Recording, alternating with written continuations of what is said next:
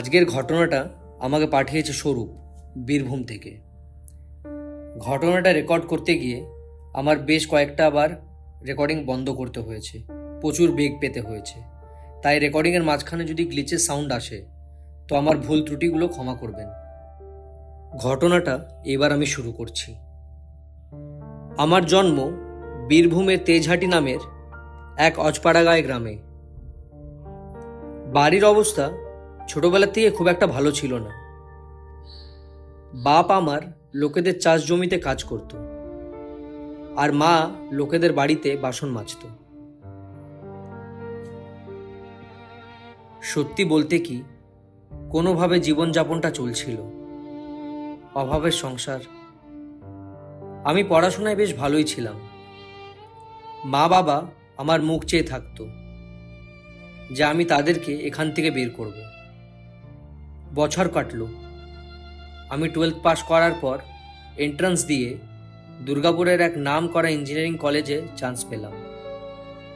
তারপর কি 4টা বছর ঠিকঠাকভাবেই কেটে গেল। 4 বছর পর মোটা মাইনার চাকরিও পেলাম ক্যাম্পাসিং থেকেই। এক অয়েল কোম্পানি আছে, সরকারি কর্পোরেশন, যেটা হলদিয়াতে। আমার সময় পাল্টাতে শুরু হলো। তারপর টাকা পয়সাও করলাম বেশ। মা বাবাকে বীরভূম থেকে এনে কলকাতায় একটা ফ্ল্যাট কিনে দিলাম। সেখানেই থাকতে শুরু করলো তারা। তারপর আমার জীবনে আসলো আমার স্ত্রী শ্রেয়া। ওর বাড়ি হলদিয়াতেই।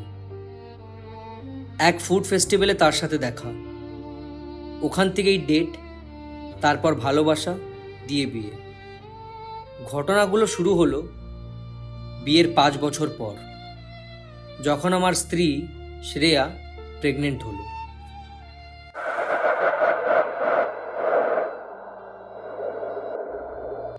আমি তো হলদিয়াতেই ছিলাম। শ্রেয়াও কলকাতার ফ্ল্যাট ছেড়ে হলদিয়া তার বাপের বাড়ি এসে থাকা শুরু করলো কিছু মাসের জন্য। আমিও আমার কোম্পানির গেস্ট হাউস ছেড়ে শ্রেয়ার বাপের বাড়িতেই উঠলাম। সালটা ছিল 2020। কোভিড আমাদের দেশে হিট করলো, চারপাশে লকডাউন।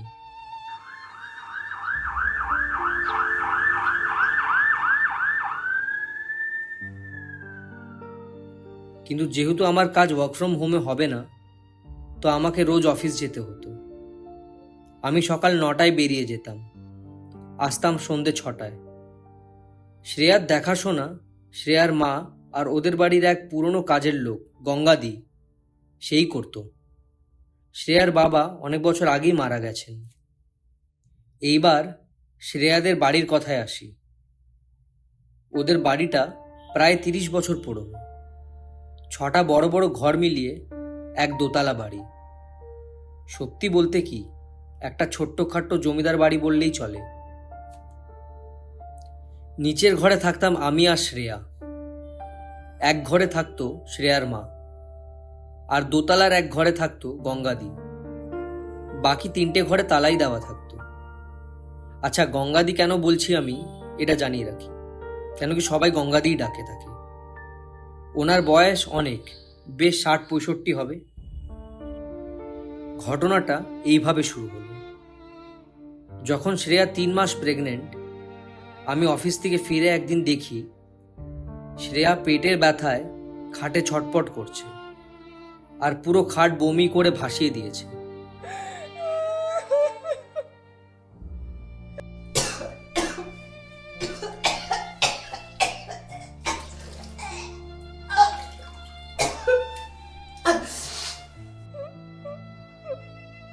আমি ভয় পেয়ে যাই। একটু পর ওদের পাড়ার এক ডাক্তার আসে। ডাক্তার দেখে বলে এমন কিছুই না, ফুড পয়জনিং হয়েছে। এই সময় এমনটা হয়। সেই রাতেই 3টে নাগাদ আমার একটা শব্দে ঘুম ভাঙে।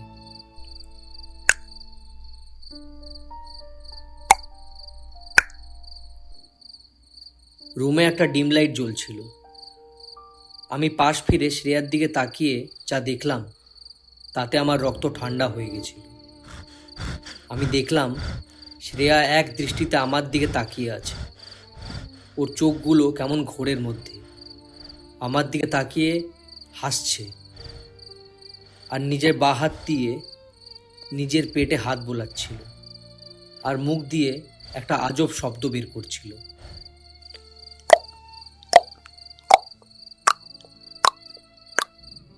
আমি ভয় পেয়ে শ্রেয়া বলে চিল্লিয়ে উঠি, আর পাশের টেবিল ল্যাম্পটা জ্বালিয়ে দিই।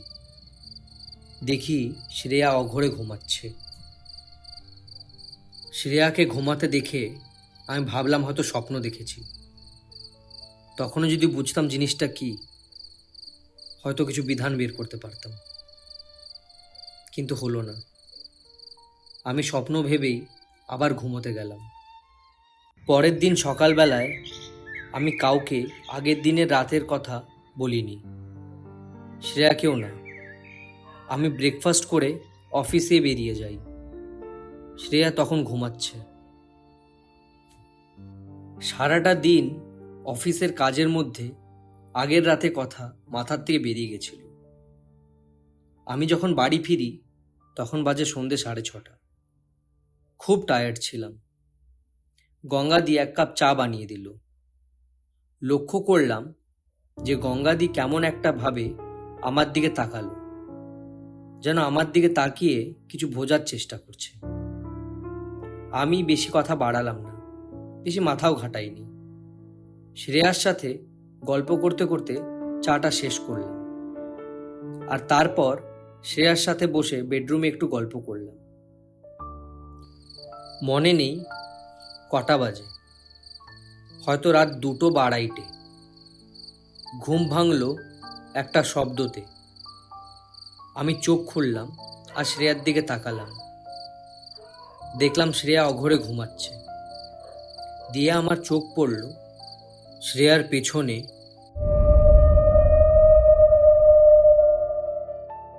ওই ঘরের ডিম লাইটে। আমি দেখলাম শ্রেয়ার পিছনে অবিকল শ্রেয়ার মতন দেখতে এক মহিলা আমার দিকে তাকিয়ে হাসছে, আর তার একটা হাত শ্রেয়ার পেটে হাত বোলাচ্ছে, আর ওর মুখ দিয়ে একটা শব্দ করছে।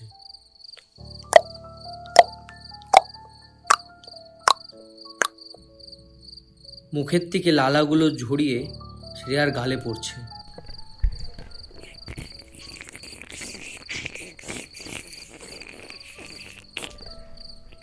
আমি পাথরের মতন আটকে গেলাম একটা জায়গায়, শুয়ে থাকলাম ওই খাটে।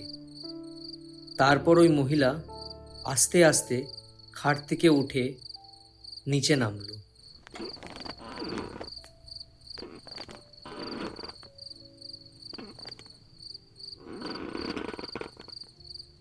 দিয়ে ধীরে ধীরে ঘরের কোণে রাখা একটা কাঠের আলমারি ছিল, তার পাশে গিয়ে যেন হাওয়ায় মিলিয়ে গেল। সেই রাতে আর আমি ঘুমাতে পারিনি। পরের দিন শনিবার ছিল, ছুটি ছিল। সকালে 7টায় আমি আস্তে আস্তে যখন খাট থেকে নামলাম, শ্রেয়া তখনও ঘুমোচ্ছে।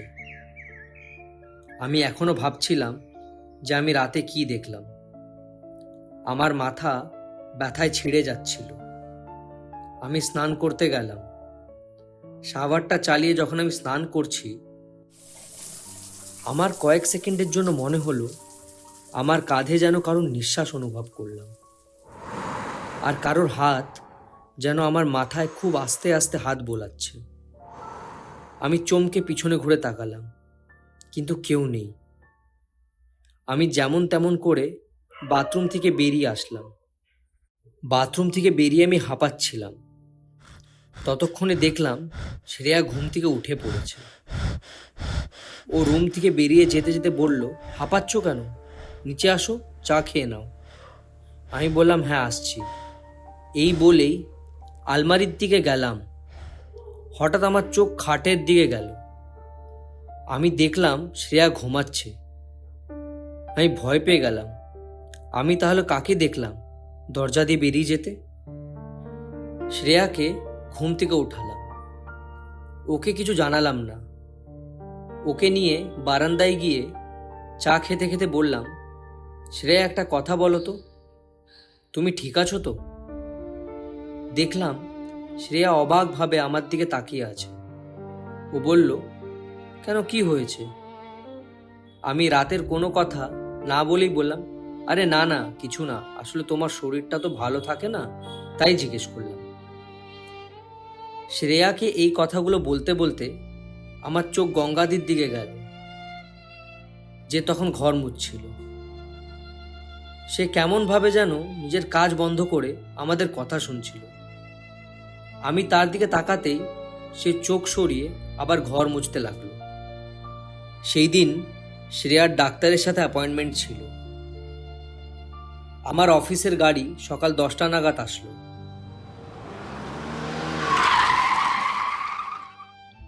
আমি শ্রেয়াকে নিয়ে ক্লিনিক বেরিয়ে পড়লাম। এত সকালবেলাও রাস্তাঘাট পুরো ফাঁকা।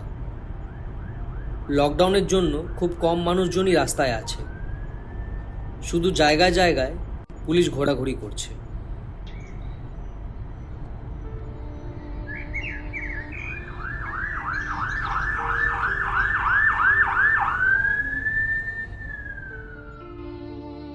ক্লিনিকে যখন শ্রেয়াকে চেক আপ করছে, ডক্টর চমকে জিজ্ঞেস করলো, শ্রেয়া, তোমার পেটে এত আঁচড়ের দাগ কিসের? আমি শ্রেয়ার চোখের দিকে তাকালাম। শ্রেয়াও অবাক আর বিস্ফারিতভাবে নিজের পেটের দিকে তাকিয়েছিল, যেন কিছুই বুঝতে পারছে না। দিয়ে হঠাৎ ডাক্তারই বলল যে, শ্রেয়া, তোমার হাতের নখগুলো বেশ বড়, তুমি নখগুলো কেটে দাও। ঘুমের ঘরে হয়তো তুমিই ভুল করেছো। শ্রেয়া দেখলাম এই কথাটা শুনে একটু স্বাভাবিক হলো, কিন্তু আমার মনে তখন অন্য কিছু চলছিল। যখন শ্রেয়াকে নিয়ে বাড়ি ফিরলাম, আমি দেখলাম বাড়ির লোহার গেটের বাইরে একটা সাধারণ দেখতে প্যান্ট শার্ট পরা একটা লোক দাঁড়িয়ে আছে, আমাদের বাড়িতে ঢুকতে দেখছে। আমি গাড়ির থেকে নেমে শ্রেয়াকে বললাম, তুমি ঘরে যাও, আমি আসছি। আমি হেঁটে হেঁটে গেটের কাছে গেলাম।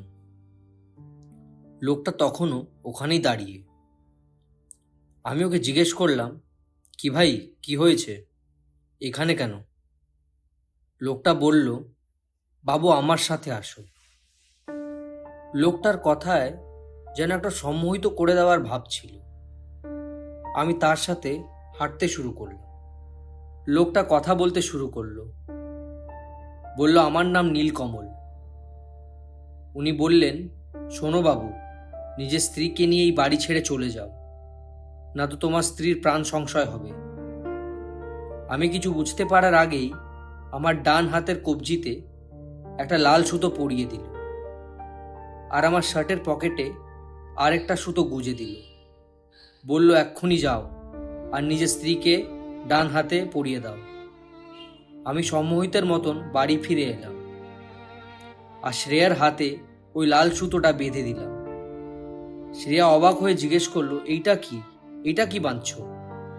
আমি বললাম, আরে কিছু না, অফিস থেকে ফেরার সময় ওই দিন কালী মন্দির থেকে পুজো দিয়ে নিয়ে এসেছি, তাই পরিয়ে দিলাম। এই বলে বেডরুম থেকে বেরোতেই কেন আমার হঠাৎ করে ঘোরটা কাটলো। সেই দিন রাতেই হঠাৎ ঘুম ভাঙলো একটা ব্যথায়। আমি চোখ খুলে তাকাতেই যা দেখলাম, তাতে আমার ভয়ে অবস্থা খারাপ হয়ে গেল। আমি দেখি আমার পায়ের কাছে এক মহিলা, কুৎসিত দেখতে, চোখগুলো তার কালো, আমার ডান পায়ের বুড়ো আঙ্গুলের নখটা টানছে আর খুব রাগের মুখে ফুঁসছে, আর কেমন করে একটা গলা দিয়ে শব্দ করছে।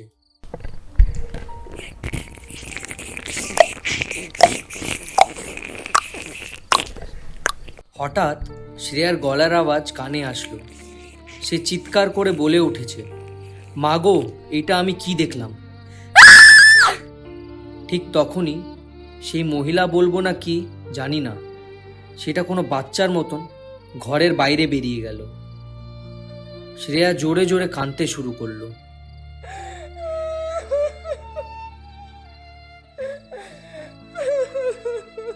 আমি কোনোভাবে ওকে শান্ত করলাম। আমি শ্রেয়াকে বললাম, চলো তোমাকে নিয়ে আমি মায়ের ঘরে যাই। যখন শ্রেয়াকে নিয়ে মায়ের ঘরে যাচ্ছি, তখন সিঁড়ি দিয়ে গঙ্গাদি নেমে এসছে।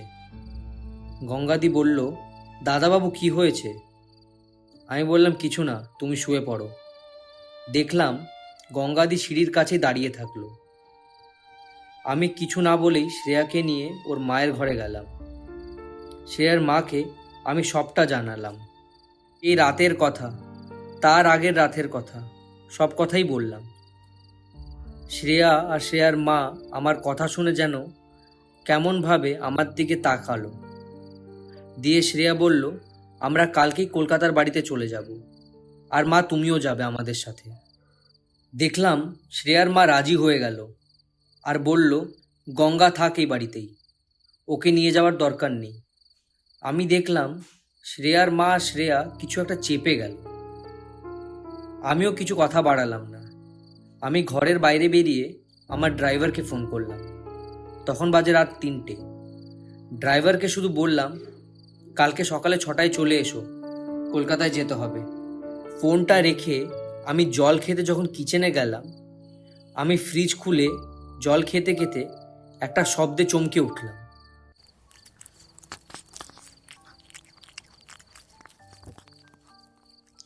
আমি কিচেনের বেসিনের নিচে তাকিয়ে দেখি সেই কুৎসিত দেখতে মহিলা ডাস্টবিন থেকে রাতের ফেলে দেওয়া এঁঠো মাছের কাটাকুটি খাচ্ছে আর আমার দিকেই তাকিয়ে আছে।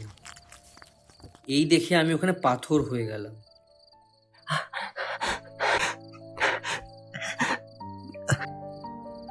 আস্তে আস্তে কিছুক্ষণ পর, মনে নেই কতক্ষণ, হয়তো কয়েক সেকেন্ডই পেরিয়েছে, পিছু পায়ে বটলটা হাতে নিয়ে মায়ের ঘরে ঢুকে দরজাটা বন্ধ করে দিলাম।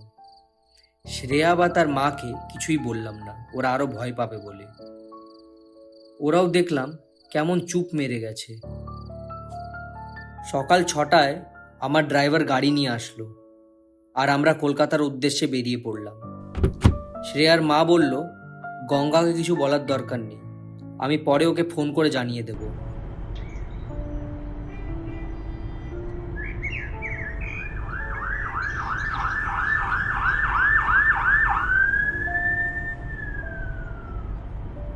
যখন আমরা কলকাতার ফ্ল্যাটে পৌঁছালাম, তখন সকাল হয়ে গেছে। আমার মা চা বানিয়ে এনেছে। চা খেতে খেতে সব কথা নিয়ে আলোচনা হলো। শ্রেয়ার মা বলা শুরু করলো। বলল, প্রায় 30 বছর আগে, যখন শ্রেয়া 6 বছর, গঙ্গা আমাদের বাড়িতে আসে কাজের সন্ধানে, হাতে একটা 1 মাসের মেয়ে বাচ্চাকে নিয়ে। ওর নাকি বর ওকে বাড়ির থেকে বের করে দিয়েছে। ওদের গ্রাম হুগলি জেলায় কোথায় যেন একটা। শ্রেয়ার বাবার আর আমার খুব মায়া লাগলো। আমরা কিছু না ভেবেই গঙ্গাকে নিজেদের বাড়িতে কাজ করতে রাখলাম। গঙ্গা ওই দোতলার ঘরেই থাকতো। 2 মাস ভালো করেই কাটলো। শ্রেয়া গঙ্গার ঘরেই থাকতো, সারাক্ষণ বাচ্চাটার মাথায় হাত বোলাতো, ওর সাথেই খেলতো। একদিন সন্ধ্যাবেলায় খুব বৃষ্টি হচ্ছে হলদিয়াতে, তুমুল ঝড়। মাঝে মাঝে বিদ্যুতের আওয়াজে আকাশ ফেটে পড়ছে।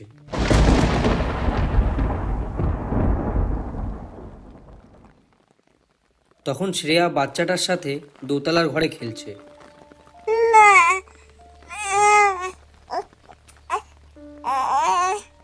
গঙ্গা গিয়ে শ্রেয়াকে বলল, দিদি ভাই নিচে চলো, মা ডাকছে। শ্রেয়া জেদ করতে লাগলো, তুমি বনুকে নিয়ে চলো নিচে, আমি খেলবো ওর সাথে। গঙ্গার অনেকবার না করা সত্ত্বেও শ্রেয়ার জেদের কাছে সে হার মানল।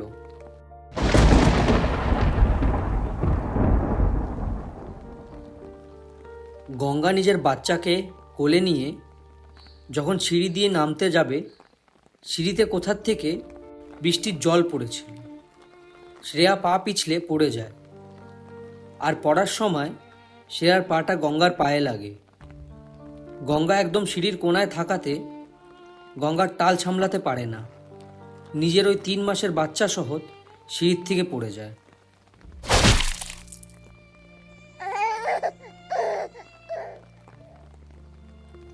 আমরা নিচের ঘরেই ছিলাম। এত জোরে শব্দ শুনে দৌড়ে এসে দেখি গঙ্গার মাথার থেকে গল গল করে রক্ত বেরোচ্ছে, আর ওই 3 মাসের শিশুটা আর নেই। তার মাথা ফেটে থেতলে গেছে, কোনো প্রাণ নেই তার শরীরে। ওই ঝড় বাদলের মধ্যেই পুলিশকে ফোন করা হলো, ডক্টর আসলো। যখন গঙ্গার জ্ঞান ফিরল, ওকে সব কথা জানাতে ও কাঁদল না, কেমন যেন চুপ মেরে গেল। শ্রেয়ার বাবা আর পাড়ার কয়েকজন লোক মিলে মৃত শিশুটাকে কবর দিল বাড়ির পিছন দিকের বাগান পেরিয়ে মাঠটাতে। কিন্তু গঙ্গা কেমন চুপ মেরে থাকলো। কোনোদিন তাকে কাঁদতে দেখিনি আমরা। বুঝতে পারতাম ও হয়তো মনে মনে শ্রেয়াকে দোষারোপ করে, কিন্তু মুখে কিছু বলতো না আমাদেরকে। তারপর 1 মাস কেটে গেল। গঙ্গা একদিন আমাদের কাছে এসে বলল তার ছুটি চাই, সে তার গ্রামের বাড়ি হুগলিতে যাবে। তার কোন ভাই আছে সেখানে, তার কাছেই যাবে। আমাদের একটু খটকা লাগছিল, যে কোনো ভাইয়ের ব্যাপারে তো আমরা কোনোদিন শুনিনি। কিন্তু আমরা ভাবলাম, যাক, কী বা আছে, 3 মাসের শিশু মারা গেছে, ওর একটু ঘুরে আসুক, মনটাও হয়তো ভালো লাগবে। 1 সপ্তাহ পর গঙ্গা তার সেই ভাইকে নিয়ে ফিরে এলো। তার ভাই আমাদের সাথে খুব ভালো করেই মিশল। কথায় কথায় সে জানালো সে নাকি কর্মসূত্রে লোকেদের বাড়ি বাড়িতে পুজো পাঠ করে। শ্রেয়ার বাবা এইসব শুনে বলল, ভাই, তাহলে আমাদের বাড়িতেও একটা পুজো করে দাও না, আমাদের বাড়িতে কেমন একটা অমঙ্গল নেমে এসছে। শ্রেয়ার মা আমাকে জানালো এইসবে আপত্তি ছিল, কিন্তু গঙ্গার হয়তো খারাপ লাগতে পারে, তাই সে আর আটকায়নি। গঙ্গার ভাই একদিন ভোরবেলায় কোথায় একটা বেরিয়ে গেল, বলল, আমি পুজোর জন্য তারাপীঠ যাচ্ছি, আপনাদের কষ্ট করে যেতে হবে না, আমি পুজো দিয়ে ফিরে আসব। যখন 5 দিন পর গঙ্গার ভাই ফিরে এলো, তার হাতে ছিল একটা ঘট, যার মুখে বাঁধা ছিল লাল শালু কাপড়। গঙ্গার ভাই শ্রেয়ার বাবাকে বলল, এইটাকে বাড়ির মাঝখানে পুঁততে হবে, এর মধ্যে মায়ের পুজো দেওয়া ফুল আছে, এইটাতে বাড়ির মঙ্গল হবে। তেমনটাই হলো। তারপর গঙ্গার ভাই নিজের গ্রামে ফিরে গেল, আর কোনোদিন ফিরে আসেনি। দিয়ে অবাকভাবেই আমাদের বাড়ির অবস্থা ভালোর থেকে ভালো হতে শুরু হলো। শ্রেয়ার বাবার ব্যবসায় অনেক উন্নতি হলো। কিন্তু ঠিক 5 বছর পর শ্রেয়ার বাবা হঠাৎ মারা গেলেন, ঘুমের ঘরে। ওর চোখগুলো বিস্ফারিতভাবে খোলা ছিল। ডাক্তার বলল হার্ট অ্যাটাক। শ্রেয়ার বয়স তখন 11। আমি শ্রেয়াকে মানুষ করলাম। টাকা পয়সার অভাব হয়নি কোনোদিনও। শ্রেয়ার বাবা যথেষ্ট রেখে গেছিল। শ্রেয়া সারাদিন গঙ্গার সাথেই থাকতো, ওর সাথেই গল্প করত, রাতে আমার কাছে শুতে আসতো। আমিও ভাবলাম গঙ্গার হয়তো শ্রেয়ার প্রতি রাগটা কমে গেছে, শ্রেয়াকে আগলে আগলে রাখতো সে। কিন্তু আজ জানি না কেন আমার মনে হলো এই কথাটা তোমায় বলা উচিত স্বরূপ। আমি শ্রেয়ার মায়ের মুখ থেকে সব কিছু শুনলাম। শুনে বললাম, আপনি একটা কাজ করুন, বাড়িটা বিক্রি করে দিন। শ্রেয়া তো এখানেই থাকবে, আপনিও থাকুন এখানে। দেখলাম সে রাজি হচ্ছে না। শ্রেয়া আর আমার মা মিলে বোঝানোতে খুব কষ্টতে উনি রাজি হলেন। কিন্তু উনি বললেন, যখন আমি আর হলদিয়া ফিরব না, গঙ্গার কি হবে? আমি বললাম, সেটা আমি বুঝে নেব। পরের দিন আমি একা হলদিয়া ফিরে গেলাম। আমি আর শ্রেয়াদের বাড়ির চৌখাট মারাইনি। আমি কোম্পানি গেস্ট হাউসেই থাকতাম। শুধু একদিন গেছিলাম তাদের বাড়ি। গঙ্গাদির হাতে বেশ মোটা টাকা দিয়ে এলাম, আর আসার আগে বললাম, তুমি এবার অন্য কোথাও দেখো, এই বাড়ি বিক্রি হচ্ছে। গঙ্গাদি বলল, আমি তো শ্রেয়া দিদি ভাই আর তার মায়ের ভালোই দেখাশোনা করেছিলাম। আমি জানি না কেন, কিন্তু আমি বললাম, যথেষ্ট করেছো, 3 দিনের মধ্যে তোমার রুমটা যেন ফাঁকা হয়ে যায়। আমি দেখলাম গঙ্গাদি আমার দিকে কটমট করে তাকিয়ে আছে। আজ প্রায় 2 মাস হলো বাড়িটা আজ বিক্রি হচ্ছে। এখন আপাতত প্রমোটার ফেন্সিং করছে। গঙ্গাদি কবেই বাড়ি ছেড়ে চলে গেছে, আমরা কেউ খোঁজ নেইনি। আমি ভাবলাম আমি আজ অবধি আমাদের বিয়ের পর কোনোদিন এই বাড়ির ছাদটা দেখিনি। তাই হাঁটতে হাঁটতে সিঁড়ি দিয়ে ছাতে গেলাম। ছাতের লোহার দরজাটা খুললাম, আর ছাতে পা দিতেই আমার নাকে খুব খারাপ আর পচা আষ্টে ধরা গন্ধ এলো। আমি নাক চেপে নিলাম, আমার বমি পেয়ে গেল।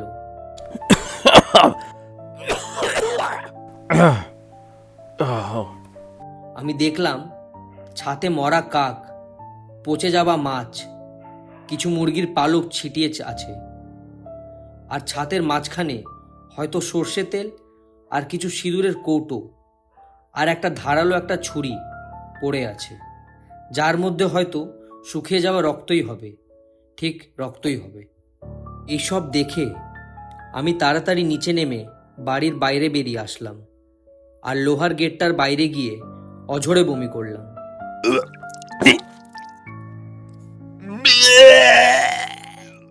তারপর প্রমোটারকে বললাম আমার শরীরটা একটু খারাপ লাগছে, আমি গেস্ট হাউসে যাচ্ছি, আপনি সন্ধেবেলায় গেস্ট হাউসে আসুন, বাকি পেপার ফর্মালিটিস পুরো করে নেব। গাড়িতে বসে আমি ড্রাইভারকে বললাম গাড়ি চালাও, গেস্ট হাউস যাব। গাড়ি যখন মেন রাস্তায় উঠল তখন একটা চায়ের দোকানের পাশে সেই লোকটা, নীলকমল, সে দাঁড়িয়ে আছে, আমার দিকেই তাকাচ্ছে। তার মুখে একটা প্রশান্তির হাসি ছিল। তো বন্ধুগণ, এই ছিল আজকের গল্প। আশা করছি আপনাদের সবাই এটা খুবই ভালো লেগেছে। আমার এই চ্যানেলটা একদমই নতুন, তো প্লিজ একটু সাপোর্ট করুন। আর আমি দেখেছি যে আপনারা আমার গল্প তো শুনছেন কিন্তু লাইক বা সাবস্ক্রাইব করছেন না। তো আমি আশায় থাকবো আপনাদের যদি গল্পটা ভালো লাগে তো লাইক আর সাবস্ক্রাইব দুটোই করবেন, আর পারলে শেয়ারও করবেন। ধন্যবাদ।